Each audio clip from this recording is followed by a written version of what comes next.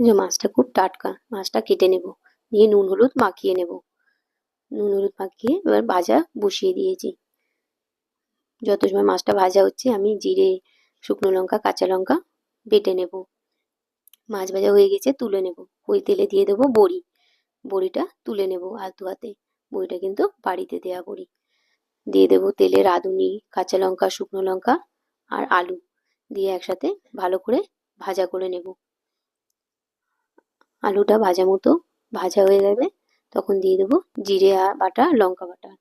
জিরে লঙ্কা বাটা দিয়ে ভালো করে ভেজে নেবো। তত সময় বেটে নেবো একটু রাঁধুনি, আর দিয়ে দেবো পরিমাণ মতো নুন হলুদ। কেটে রাখা বেগুনের টুকরোগুলো দিয়ে ভালো করে নাড়াচাড়া করে ঝোলটা তরকারিগুলো মজে এলে দিয়ে দেবো গরম জল। গরম জল দিয়ে ভালো করে নাড়িয়ে দিয়ে দেবো ভাজা মাছ আর বড়ি। আরো কিছুক্ষণ ফুটতে দেবো। ফোটা হয়ে গেল, দিয়ে দেবো রাঁধুনি বাটা।